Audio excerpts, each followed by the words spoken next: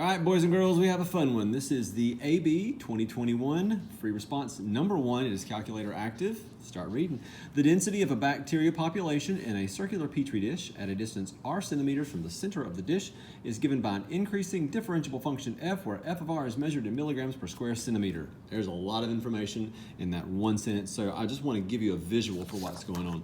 There is a round petri dish, and this is not part of my answer, but there's a round petri dish, and right in the middle of it is, well, the center, and the density of the bacteria in that dish is measured as a function of the distance from the center. So as the distance from the center increases, the density seems to increase too, based on the table, but they did say it was an increasing function and a differentiable function. That's going to come in handy later. So let's keep reading. Values of f of r for selected values of r are given in the table above. So part A, use the data in the table to estimate f prime of 2.25. Well, clearly 2.25 is not up here, so we're going to have to estimate the slope at that point using, well, slope. So this is going to be an average rate of change. That's the vocabulary we would use in this context, although they did not use that phrase. We also have to interpret the meaning of our answer in the context of the problem. Let's just find it first. So f prime of 2.25 would be the slope between 2 and 2.5. So here goes. This is going to be f of 2.5 minus f of 2 over 2.5. There we go. Let's write it neatly. Minus 2. And that's going to give me 1/2 in the denominator. F of 2.5 is 10, looking at the chart. F of 2, I should say, is 6. That's going to give me 4 over 0.5, and that's going to give me 8. Okay, 8 what? 8 Pac-Mans. I'm kidding. Nom, nom, nom, nom, nom. So what it's going to give me instead of Pac-Man is milligrams per square centimeter. Not finished with that phrase yet. We just found the derivative in a sense. Not the derivative, but the slope. And so finding the slope of milligrams per square centimeter as in terms of centimeters, I should say, with respect to centimeters, would give me milligrams per square centimeter per centimeter. Now, we could get crazy and call it milligrams per cubic centimeter. This is a two-dimensional dish, so it sounds like we're talking volume. It is mathematically correct, but just really hard to articulate. So here's what happens. I want to put this in a sentence, and let's just kind of start the sentence and we'll figure out what it means. We'll build the ship in midair. So at a ship midair, plane perhaps. A ship is what you would build on the water or in dry dock. At a distance of 2.5 centimeters from the center of the petri dish named Rob. That's a reference to a TV show from the 60s, by the way. Okay, what happens at 2.25, I should say. 2.25, let's fix that.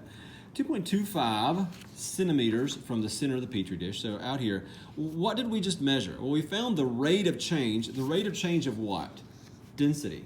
So what I'm going to say as I continue the sentence is the density of bacteria is changing at this rate. The density of bacteria is changing at a rate of 8 milligrams per, again, you could go cubic centimeter. I'm not, it's kind of weird contextually. 8 milligrams per square centimeter per centimeter. So for every centimeter I gain, I'm gaining 8 milligrams per square centimeter at that specific moment. Okay, I'm going to go ahead and talk about the scoring of this, and I'm going to underline some things in red. You would get a point for that 8, and you would get a point for this answer. And you can find the scoring guidelines. And as you look at them, you'll see some of the specifics of what they're looking for, but they're definitely looking for the units. So I would just put this and kind of walk away from it, but they do need to know the units. They're also looking for other things like the context. They would need you to talk about the fact that this is a rate of change. I'm glancing through it right now.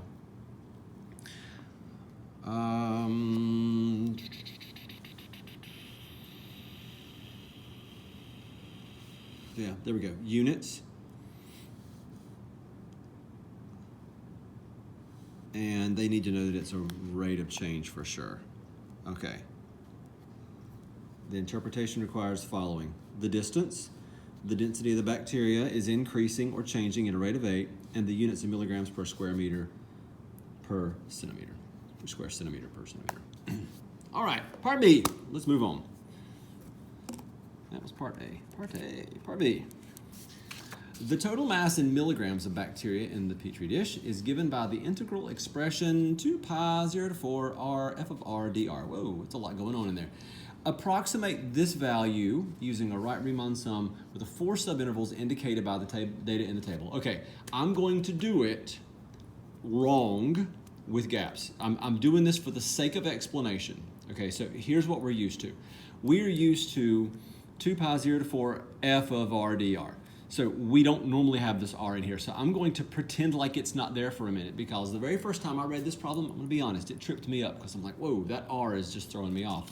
I'm used to approximating the area under a curve in some contexts, or approximating an integral, finding a quantity, by just finding basically a Wright-Riemann sum of like f of x or whatever, and not having that r in there. So here goes. Let me show you what I mean. So 2 pi, the integral from 0 to 4 of r f of r dr. Okay, don't do what I'm doing. You can kind of wait till I'm finished, because I'm using this opportunity with awkward gaps to explain things.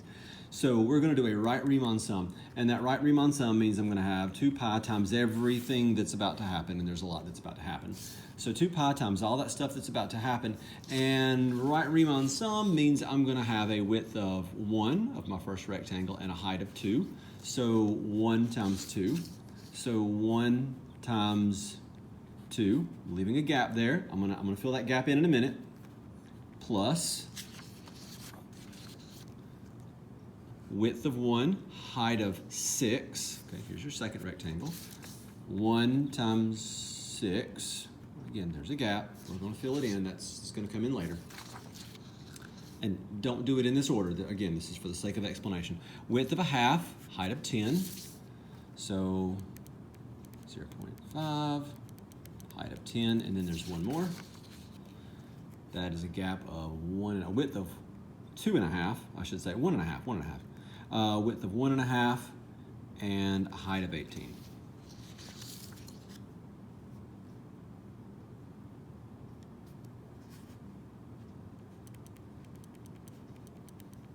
Okay? All right, but what they told us was that there's an R here. So in all of these, I need to put the R value in. What R value am I going to put in?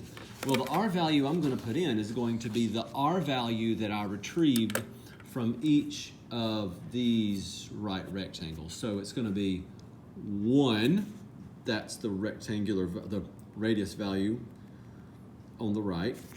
2, that's the radius value on the right. 2.5, that's the radius value on the right.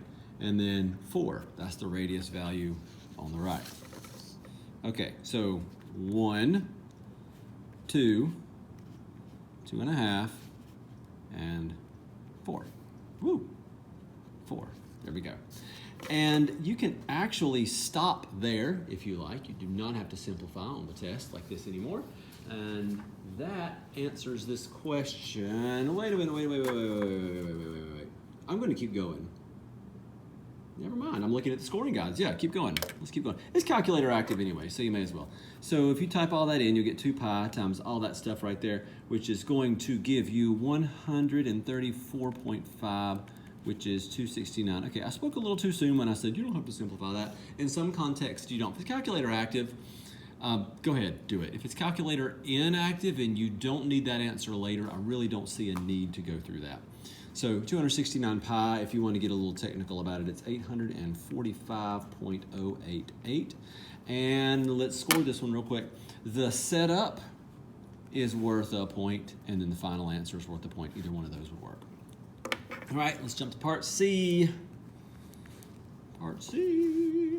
Is the approximation you found in part B an overestimate or an underestimate of the total mass of bacteria in the Petri dish? Explain your reasoning. Okay, over or under? Well, a good way of figuring that out is if your function is increasing or decreasing. Now, it's going to get a little more technical because it's not just your function, it's your function times r. So there's a little bit of trickiness to it, and the answer key will point this out as we go. But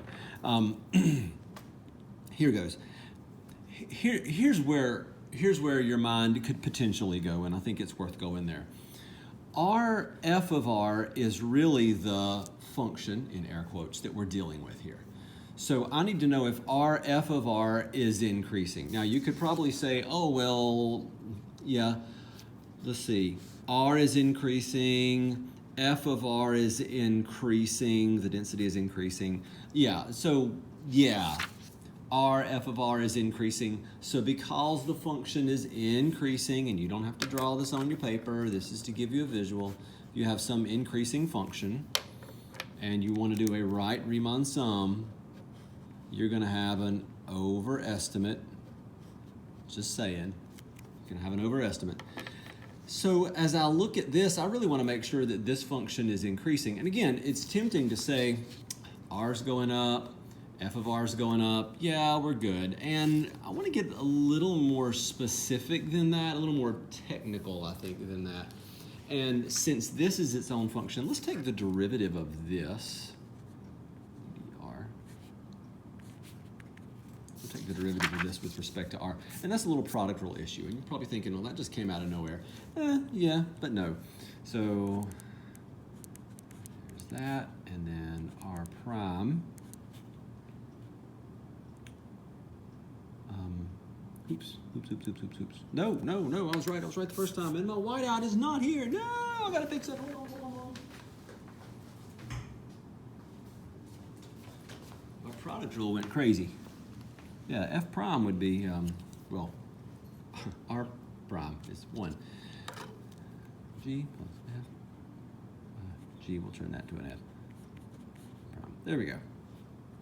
Awkward F, but it works. Okay, so, oh, good grief. Struggling here. I know my product rule, but for some reason I was just tripping up on that. Here we go. That's right. That's it. Got it. It's so odd when it's not a straightforward function, but the derivative of r times f plus r times the derivative of f. It's like f prime g plus fg prime. That's basically what we're dealing with. Wow. It took me a second to wrap my mind around that. Okay, I want to make sure that this is increasing. Make sure that this is positive, I should say. If the derivative is positive, then this function is truly increasing. And again, we're doing that because we're not just dealing with f of r, which they told me was increasing. We're dealing with all of this. I want to just make sure that this is truly increasing and non-zero. So let's see. F of r is positive. So I'm writing out some thoughts. F of r is always positive. And let's see. R is always positive, and f prime of r is always positive. So for that reason, the derivative, and this is kind of a flow of thoughts here, the derivative is always going to be positive. For that reason, we have an increasing function that we're taking the derivative of to make sure that it is truly positive. That derivative is positive. And for that reason, we have increasing. Right Riemann sum is going to be an overestimate. So let's put that into words.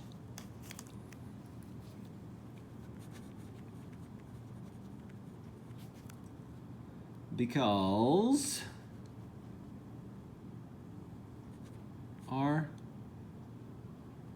keep trying to write an F and I put a parenthesis. F of r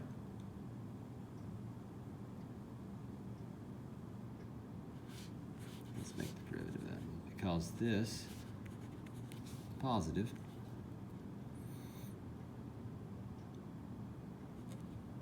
our f of r is increasing,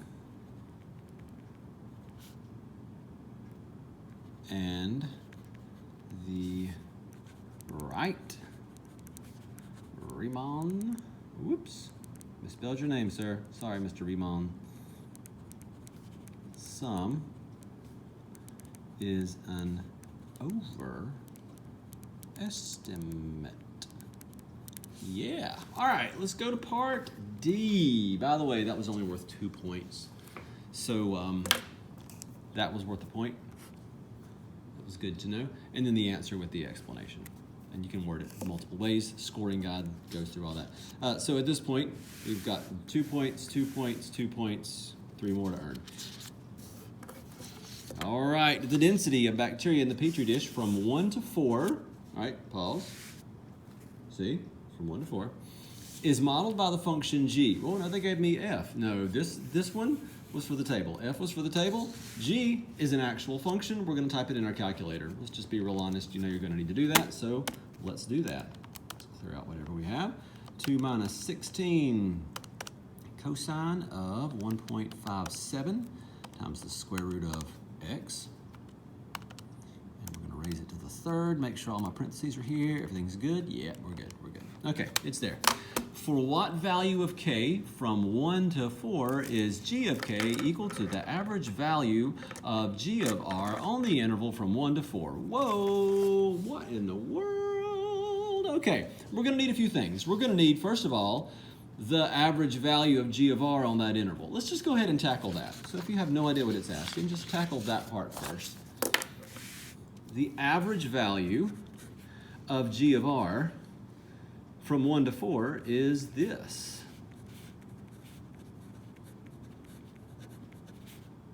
And we're about to find out what that is. So let's just go ahead and do that. We're using x instead of r in our calculator, but that's okay. So 1/3 times the integral from 1 to 4 of y1 with respect to x in this case.